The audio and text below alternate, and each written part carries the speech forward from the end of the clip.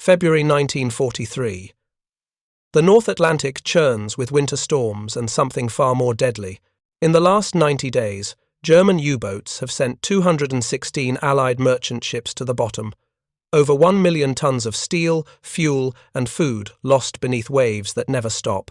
The submarines hunt in wolf packs now, coordinating attacks that overwhelm convoy escorts through sheer numbers.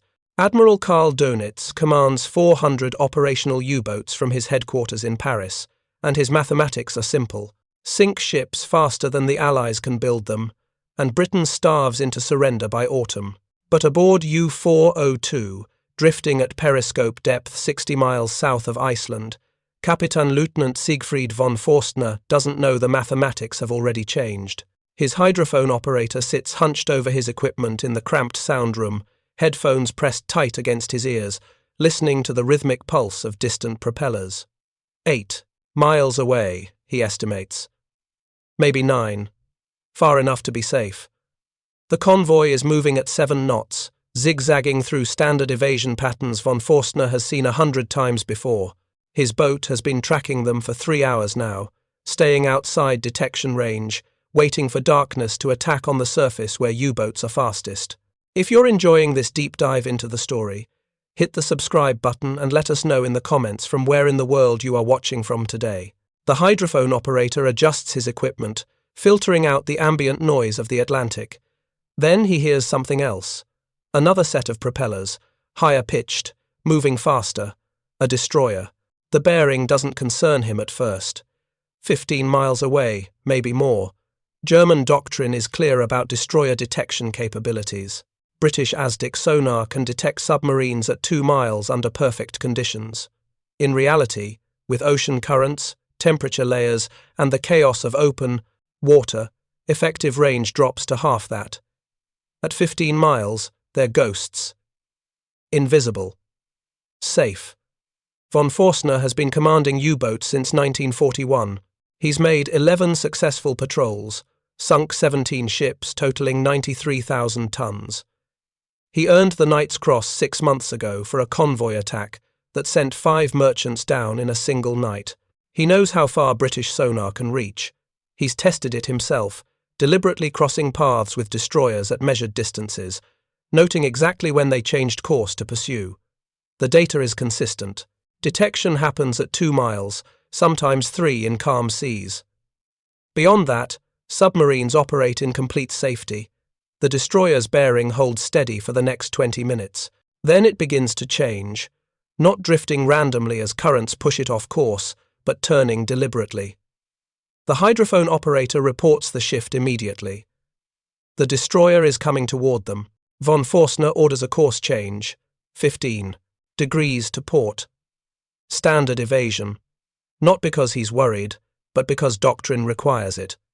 The bearing should drift away as the destroyer continues on its original heading.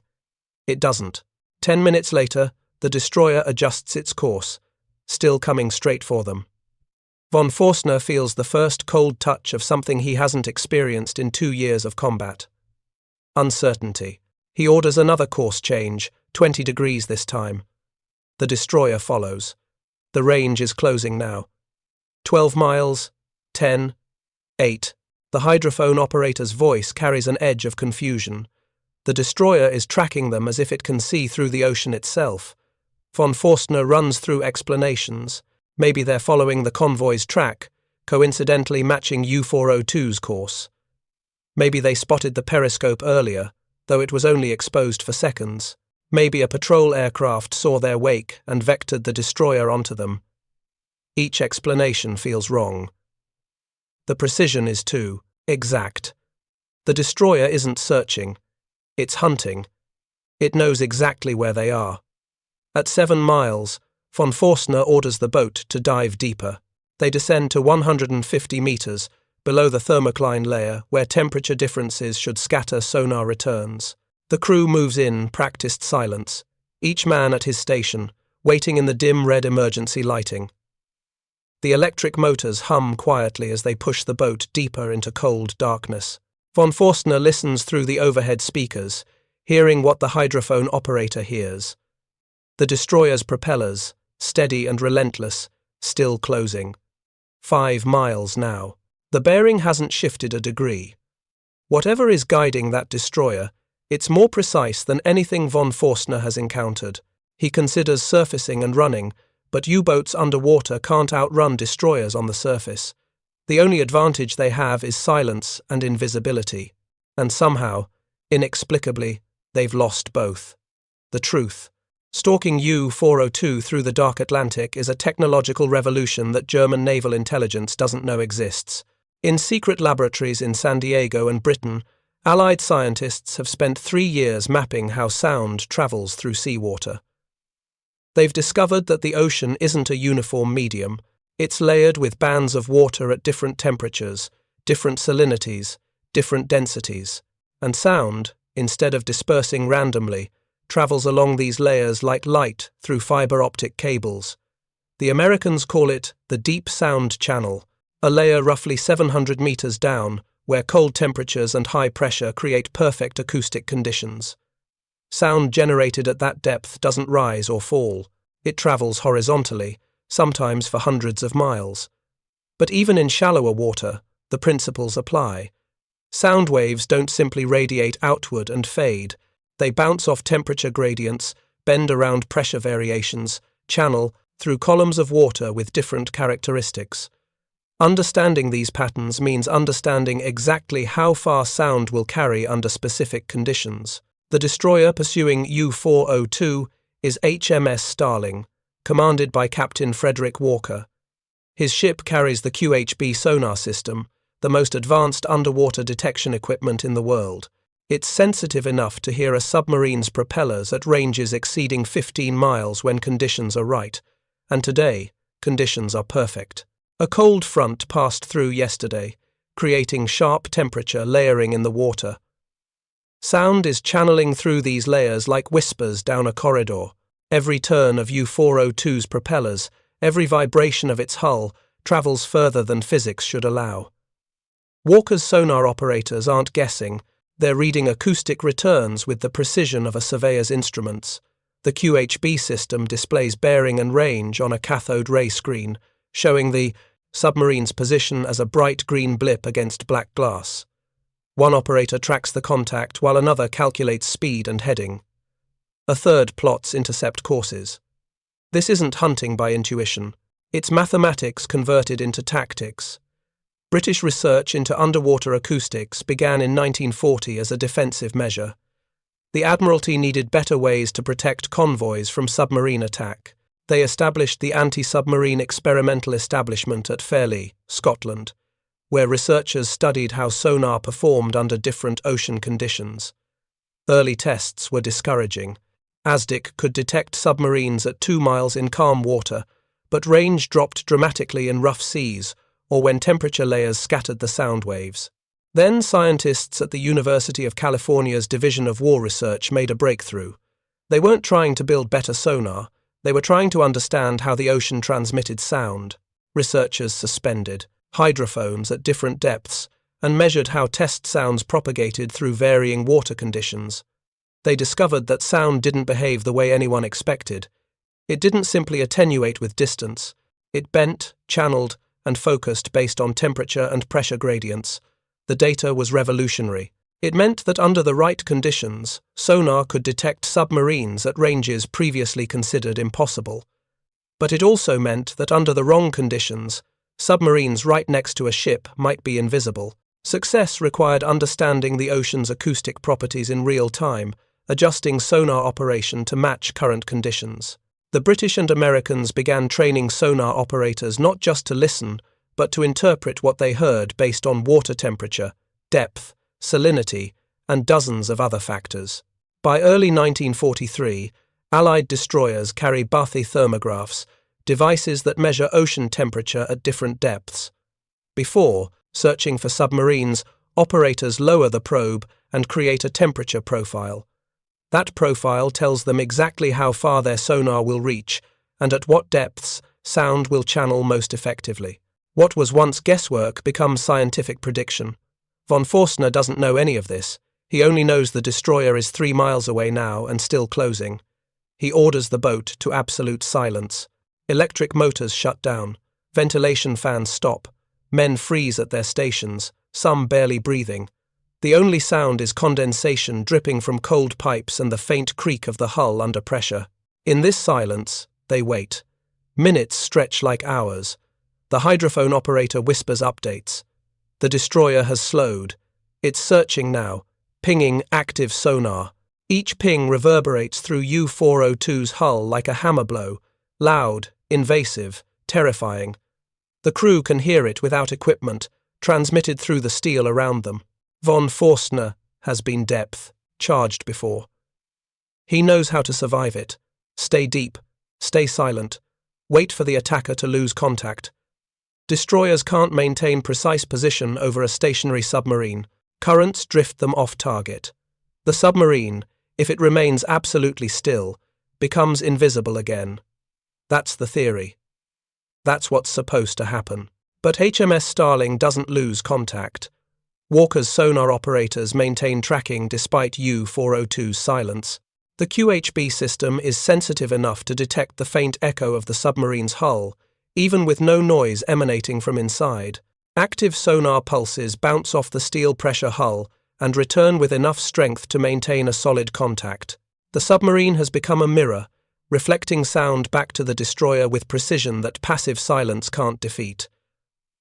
Walker brings Starling directly over the target. His crew has rehearsed this attack pattern dozens of times in training. Hedgehog mortars are loaded and ready, 24. Contact-fused projectiles that fire forward in an elliptical pattern. Unlike depth charges that detonate at preset depths, Hedgehogs only explode on direct impact. Silence means a miss. An explosion means a kill. The mathematics are brutal and precise. The attack order comes calmly. Hedgehog crews fire on Walker's command. 24 projectiles arc through the air and splash into the Atlantic in a pattern calculated to cover 200 feet of ocean. They sink rapidly, trailing bubbles. Aboard U-402, the crew hears them coming, splashes above, then the distinctive whistle of projectiles sinking past them.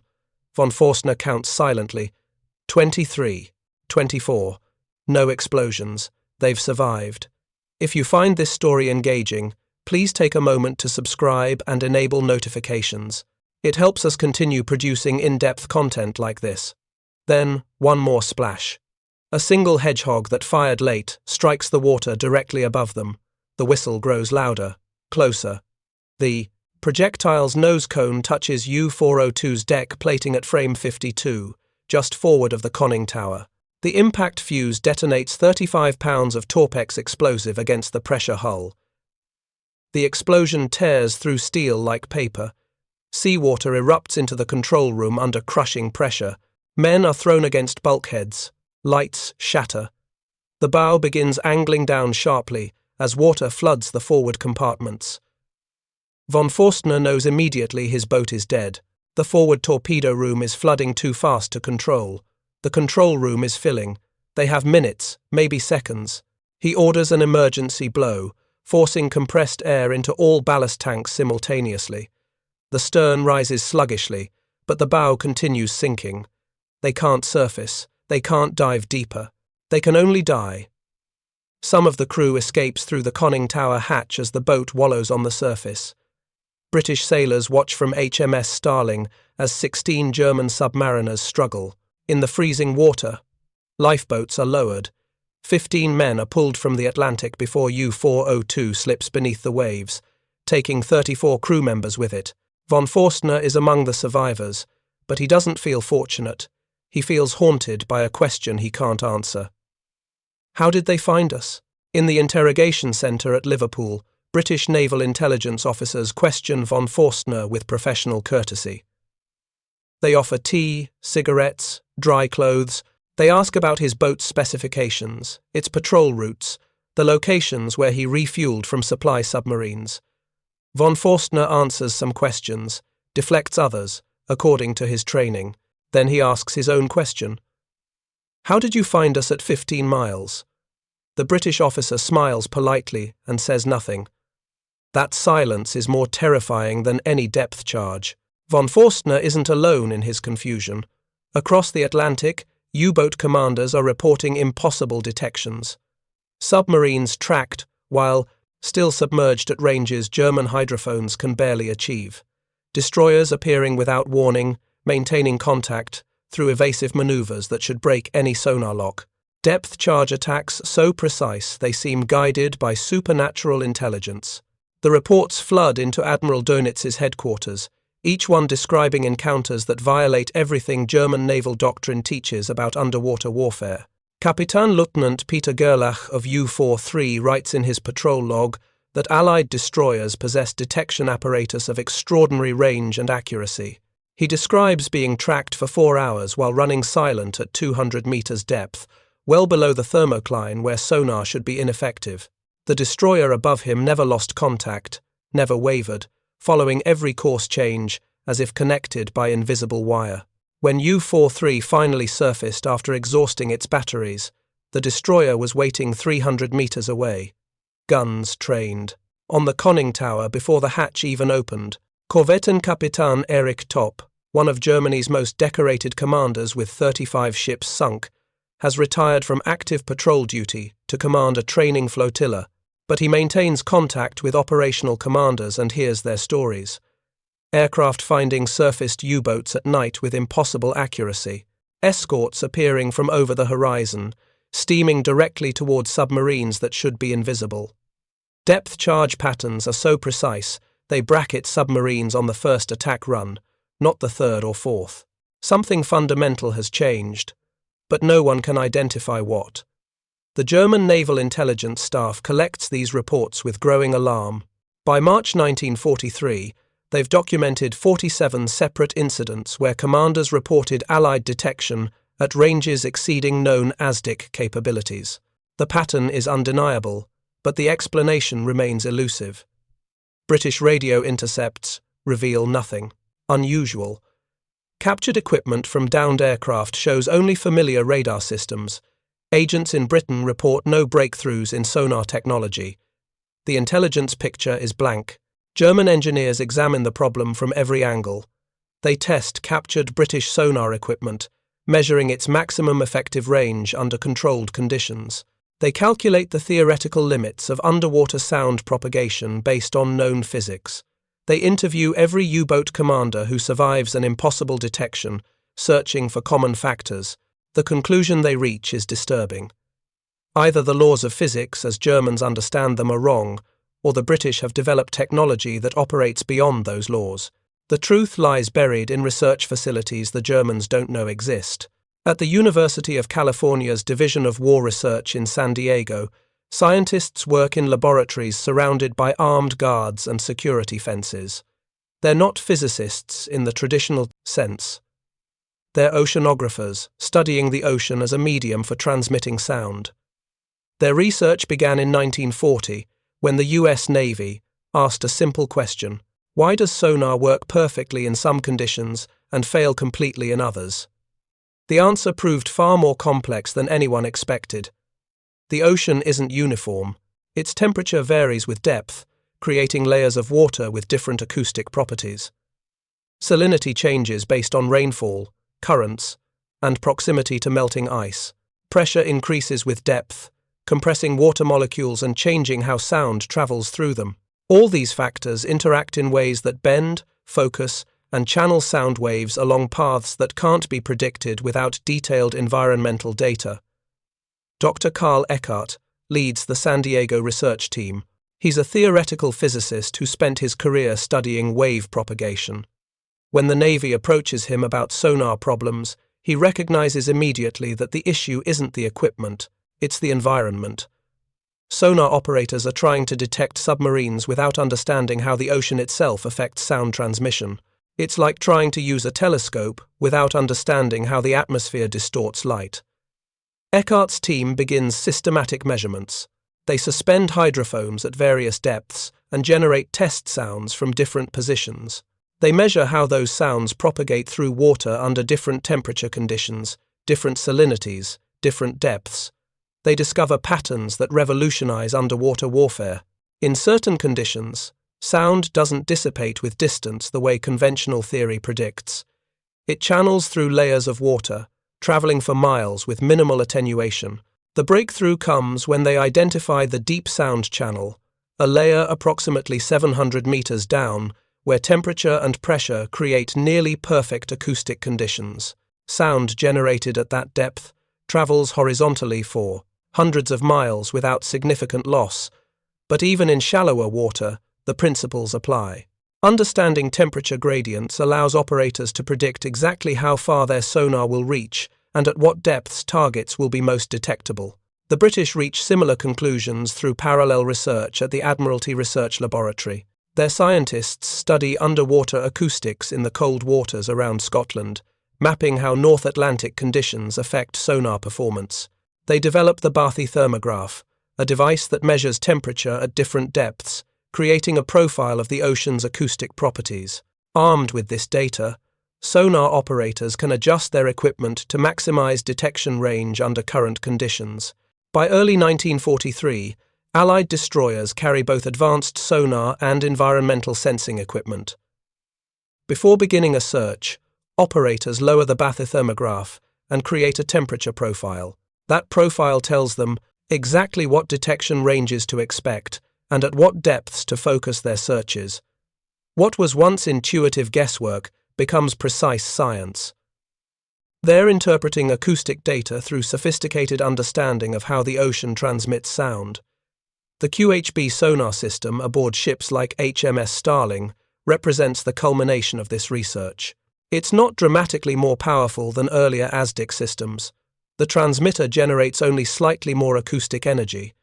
The receiver is only marginally more sensitive, but the operators using it understand underwater acoustics in ways their predecessors never imagined. They know how to interpret returns based on water conditions. They know when to use active pinging and when to listen passively. They know how to filter background noise and isolate the specific frequencies generated by submarine propellers. German U-boat commanders have no equivalent knowledge. Their hydrophone operators are trained to listen for ships, not to interpret how ocean conditions affect sound propagation. When they estimate detection ranges, they're using rules of thumb developed through experience, not scientific measurement. Those rules assume the ocean is a uniform medium where sound dissipates predictably with distance. That assumption is fatally wrong. Aboard U-664, Captain Lieutenant Adolf Graef experiences this reality firsthand. His boat is patrolling southwest of Iceland in late March, when the hydrophone operator detects faint propeller sounds. The bearing is steady, suggesting a convoy. Graef brings the boat to periscope depth and searches the horizon. Nothing visible. The hydrophones indicate the contact is at least 12 miles away, far beyond visual range. Safe distance. Graef decides to track the convoy passively, staying outside detection range until darkness allows a surface attack. Over the next 2 hours, the bearing doesn't change. The convoy is heading directly toward U-664's position. Standard procedure would be to maneuver ahead of the convoy's track and wait in ambush. But something makes Graef hesitate. The propeller sounds are growing louder, but not in the gradual way a distant convoy should approach. The intensity increases steadily, mathematically, as if something is coming straight for them. At 8 miles, Graef realizes it's not a convoy. It's a single ship, moving fast, a destroyer. The bearing holds steady, unwavering. The destroyer is tracking them. Graef orders a course change, 30 degrees to starboard. U-664 turns, silently, electric motors pushing it through the water at 4 knots. The destroyer's bearing should drift away as it continues on its original heading. Instead, 10 minutes later, the hydrophone operator reports the destroyer has adjusted course. Still coming directly toward them, Graef feels ice forming in his stomach. He commanded U-boats for 18 months, completed 6 successful patrols. He's never been detected at this range. It shouldn't be possible. He orders another course change, sharper this time, 45 degrees to port. The destroyer follows. 6 miles now. 5. The precision is impossible, but it's happening. Graef dives deeper, taking U-664 down to 150 meters. At this depth, they're below the thermocline, the temperature boundary that scatters sonar returns. German doctrine teaches that submarines below the thermocline are nearly invisible to surface sonar. The cold water above should act as a shield, deflecting acoustic energy away from the boat. Grafe has used this tactic successfully before. It's reliable, it works, but the destroyer doesn't lose contact. The propeller sounds continue closing. 4 miles. 3. The bearing hasn't shifted a single degree. Whatever technology is guiding that destroyer, it's more sophisticated than anything Grafe has encountered. He considers surfacing and running, but U-boats can't outrun destroyers on the surface. Their only advantage is stealth, and somehow they've lost it. At 2 miles, Grafe orders the boat to silent running. Every non-essential system shuts down. Electric motors stop. Ventilation fans go quiet. The crew freezes in place, barely breathing. The temperature inside the hull begins rising immediately, without ventilation. Condensation drips from pipes as warm, humid air meets cold steel. Men sweat in the darkness, listening through the hull to the destroyer's propellers growing louder overhead. The destroyer is HMS Starling again, Captain Walker's ship. His sonar operators maintain solid contact despite U-664's silence. The QHB system is tracking the submarine's hull echo, not its noise. Active sonar pulses bounce off the steel pressure hull and return with enough strength to maintain precise bearing and range data. The submarine has become a mirror, reflecting sound regardless of how quiet it tries to be. Walker brings his ship into attack, position with practiced precision. He's developed a methodical approach to submarine killing, refined through dozens of successful engagements. No rushing, no guessing. His crew follows pre-planned procedures, coordinating sonar tracking with weapons deployment. The Hedgehog mortars are loaded, 24 projectiles ready to fire in an elliptical pattern designed to cover the maximum probable area where the submarine might be. The attack sequence begins. Hedgehogs fire with compressed air launchers, arcing through the air and splashing into the Atlantic in a precise pattern. They sink rapidly toward U-664. Contact fuses armed. Aboard the submarine, the crew hears the splashes. Then the distinctive whistle of projectiles sinking past them. Grafe counts them instinctively. He's been depth-charged before. He knows the sound. But these are different, quieter, more focused. The first Hedgehog strikes U-664's deck plating at frame 47. The contact fuse detonates, 35 pounds of Torpex explosive against the hull. The blast tears through steel, opening the pressure hull to the Atlantic. Seawater erupts into the forward compartments under tremendous pressure. The bow angles down sharply. Lights fail. Emergency lighting flickers on, casting everything in dim red. Men are shouting, moving through training drills that suddenly feel inadequate against the reality of cold water flooding through torn steel. Grafe orders an emergency surface. Compressed air forces water from the ballast tanks. The stern rises, but the bow continues sinking. The boat is flooding faster than they can compensate. They have minutes at most. The conning tower breaks the surface, and Grafe orders the ship to abandon ship. Some of the crew makes it out. Others are trapped below, as U-664 slips beneath the waves for the last time. Grafe is among the survivors, pulled from the freezing Atlantic by British sailors. 31 of his crew are not. The interrogation follows the same pattern von Forstner experienced. Polite questions, professional courtesy. Then Grafe asks how they were detected at 12 miles. The British officer offers no explanation, but Grafe notices something. The officer isn't surprised by the question. He's expecting it. That means other U-boat commanders have asked the same thing. That means Grafe isn't the only one experiencing impossible detections. Throughout March and April 1943, U-boat losses climb steadily. 15 boats in March, 15 in April. The numbers don't look catastrophic on paper. German shipyards are building new submarines faster than that. But the mathematics of submarine warfare aren't about simple replacement rates.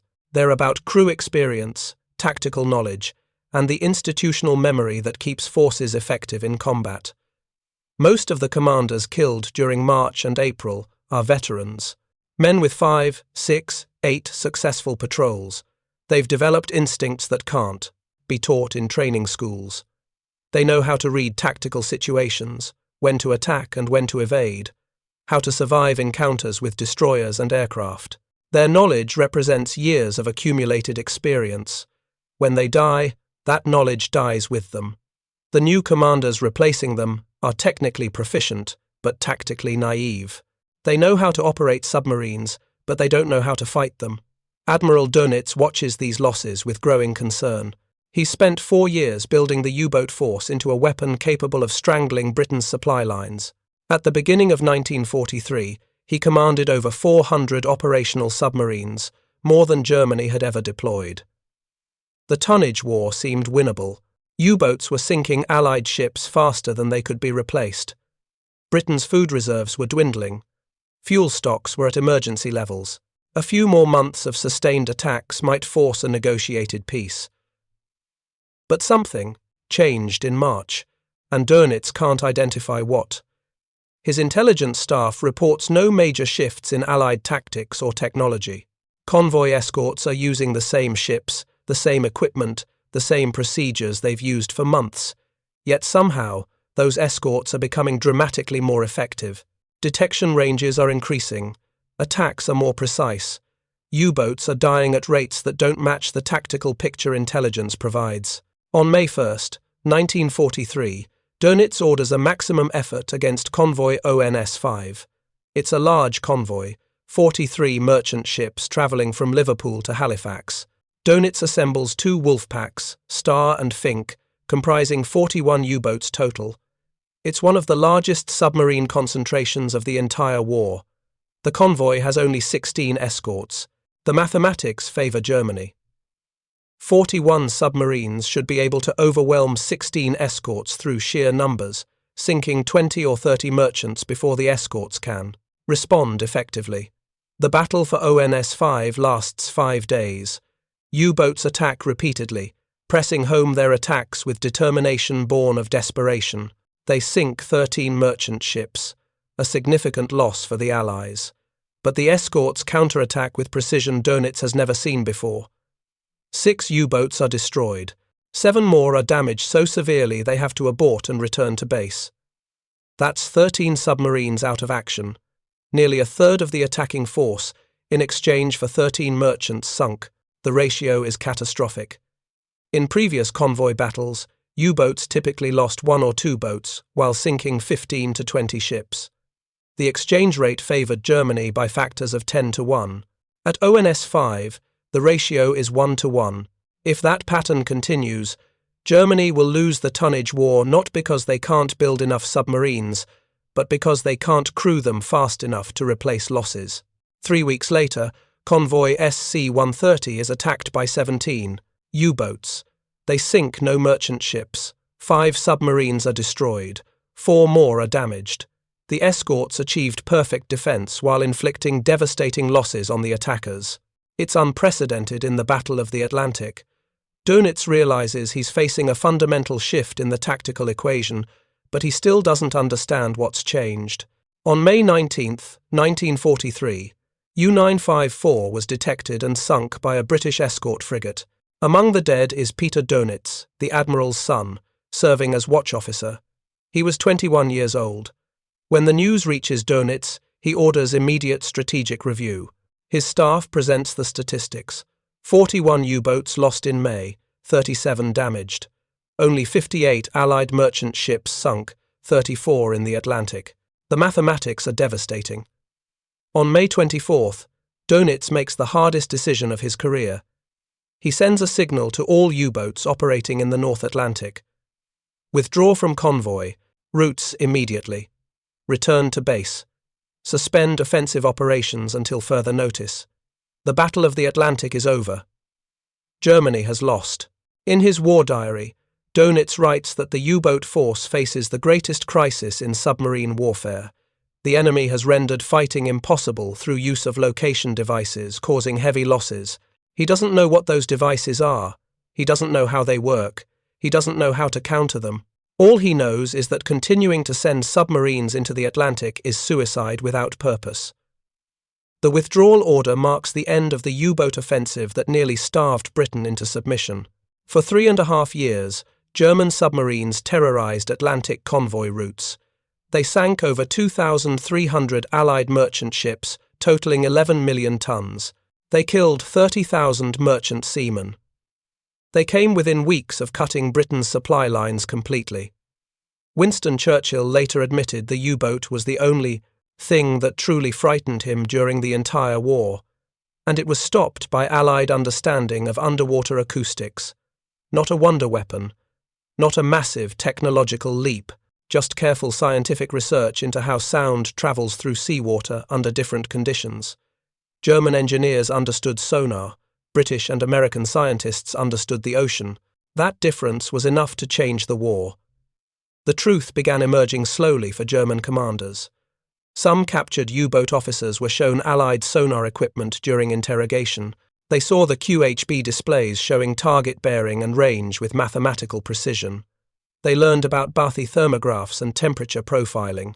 They began understanding that Allied destroyers weren't guessing or getting lucky. They were using environmental data to predict exactly how far their sonar would reach under current conditions. But this knowledge came too late. By the time German engineers developed equivalent technology, the Battle of the Atlantic was long over. U-boats continued operating until the end of the war, but they never again threatened Allied convoy routes. The offensive capability that nearly won the Atlantic campaign had been broken in a single month by sonar operators who understood physics better than their opponents. The final statistics tell the complete story. In March 1943, U-boats sank 82 Allied merchant ships in the Atlantic. They lost 12 submarines. In May, they sank 34 ships and lost 41 submarines. The ratio reversed in 8 weeks. After May, it never again favored Germany. By the end of 1943, it took more than 3 submarine patrols to sink a single merchant ship. By 1944, it was closer to 5. The young commanders who replaced the veterans killed in May never learned the hard-won lessons their predecessors had accumulated. They were sent into the Atlantic with 12 weeks of training to face enemies, who understood underwater warfare as a science, not an art. Average U-boat lifespan dropped from over a year in 1942 to less than 3 months in 1943. Loss rates climbed above 50%. Some boats were sunk on their first patrol before reaching operational areas. Werner Henke, who had achieved one of the most successful convoy attacks of the war in April 1943, survived until April 9, 1944, when U-515 was sunk by American destroyers. 16 crew members were killed. 44 survived, including Henke. He was taken prisoner and later killed on June 15th while attempting to escape from an interrogation center at Fort Hunt, Virginia. The Allied advantage in underwater acoustics remained classified long after the war ended. German intelligence never fully understood what happened during May 1943. They knew the British had developed improved sonar. They knew it operated more effectively than previous systems. But they never realized how completely Allied scientists had revolutionized underwater detection through understanding ocean physics. British and American research into sound propagation continued throughout the war, becoming increasingly sophisticated. By 1944, Allied navies could predict sonar performance with accuracy approaching 90% under varying ocean conditions. They developed acoustic ranging tables that allowed operators to estimate detection ranges simply by measuring water temperature and depth. What had been experimental science in 1940 became routine operational procedure by 1945. The technology developed during the Battle of the Atlantic formed the foundation for all subsequent submarine warfare. Modern sonar systems use the same principles of environmental profiling and acoustic propagation that Allied scientists discovered in 1943. Understanding how sound travels through seawater remains the fundamental requirement for effective submarine detection. The Germans lost the Atlantic because they focused on building better sonar, while the Allies focused on understanding the ocean itself.